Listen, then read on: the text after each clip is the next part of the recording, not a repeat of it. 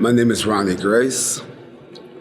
I currently work at Diversity and Resilient, which is a public health organization here in Milwaukee. I supervise our peer navigation program, which is a program to help people who are at risk of falling out of care remain in care, or people who are already out of care, try to get them back in care. See, I moved to Milwaukee actually back in '69. My grandmother and I moved up here after her health failed. We had a restaurant, business, cafe down in Mississippi. But once her health started to fail, then we kind of ended up moving up here with my mother and my stepfather. We had a jukebox in there. And so I knew all the songs on the jukebox. And so the customers would give me a quarter to play the 6, 7 songs. And of course, some of them got a little tipsy and they go, Ronnie, what's that song? I know what you're talking about, Mr. Ben. E5, George Benson. Oops, not George Benson. He wasn't around then. But it was Otis Redding, whatever the singers were, the popular singers were at the time. And so then they give me a nickel or a dime to dance for them. So that's how I kind of like parlayed my career in hustling, doing dancing back then. See, I moved away from Milwaukee when I was 19. First stop, New York City. It's a bit much for me. I was going to school in the dance department at UWM here in Milwaukee. And some dancers came in and they took up residency and they spotted me, thought I was really talented, wanted to work with me. So they invited me to move to New York. They were working at the Rod Rogers Dance Academy there, and they wanted to train me and take me on the road with them. Unfortunately, it didn't work out, so I wound up moving to Los Angeles. And I lived there for another 10, 11 years. So mostly during that period of time in Los Angeles, I was the first black ballroom dance instructor for Fred Astaire and the Mary's dance chain were ballroom dances. So I think right now it's more of, it's a Dancing with the Stars, that program. Mm-hmm. So I was Dancing with the Stars back in the 70s. So, and along with that, I worked at the phone company for a few years. I also did nightclubs, danced at nightclubs, and just did a lot of dancing. One of the peak moments in my life as a dancer was when Fred Astaire came to one of these shows that I was doing, and he gave me a nod. After I finished my projects, I was really excited and pumped about that. Because when I was a kid, I used to always watch the musicals, and I love watching Fred Astaire, Ginger Rogers.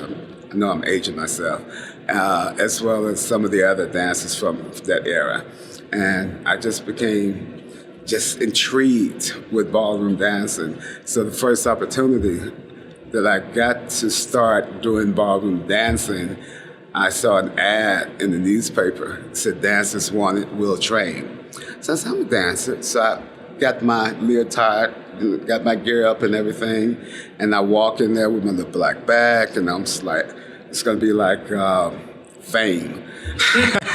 But it wasn't fame. It turned out, because I started seeing these people, dancing around in all these suits and ties and these little sweet women, and I just go, So I think I'm gonna try this. So I got into the training program, and eventually I started training the new dancers that came in. So unfortunately, I dealt with racism around my working at the dance studios. One of the managers told me that he didn't think that the little old ladies who lived in Beverly Hills would feel comfortable having a young black man embrace them in some of the dance positions that we would have to be in teaching and dancing. So I was relegated to stay in the studio. So that became a big issue with the other staff.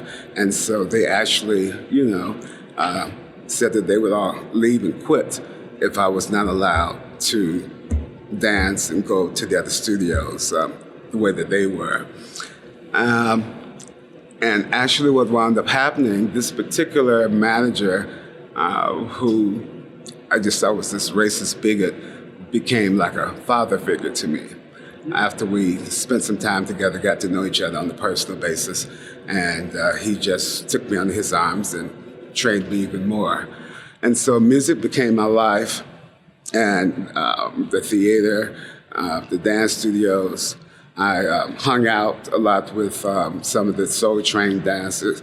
I was on American Bandstand with Dick Clark back in the day. So I had a really great career in Los Angeles. And so things were going really, really well up until the HIV epidemic started.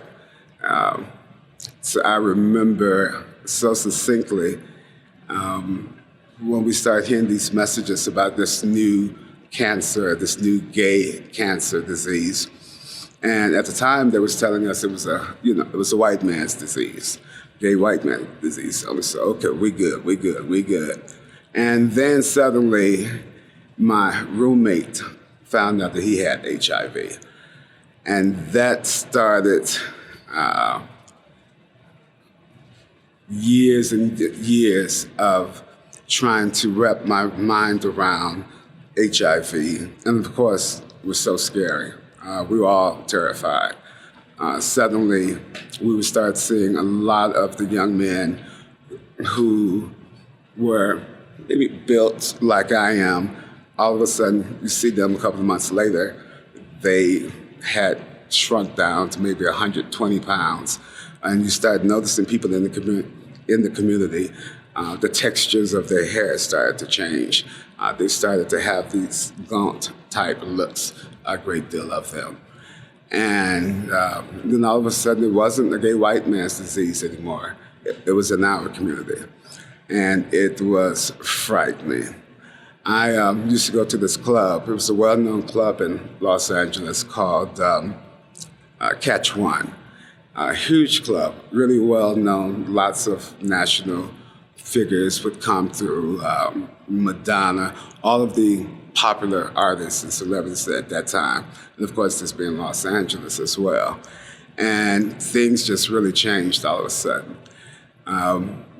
Anytime you went someplace and you would ask about people, where's anybody seen John? What's up with John? Hadn't seen him.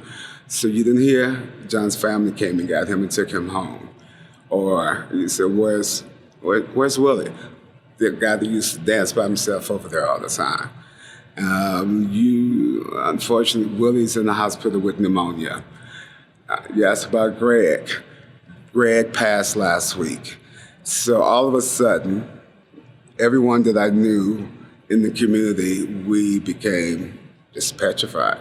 We were scared because we didn't know what was going on. I wasn't, and many of us weren't aware of any organizations that dealt with people living with HIV at the time.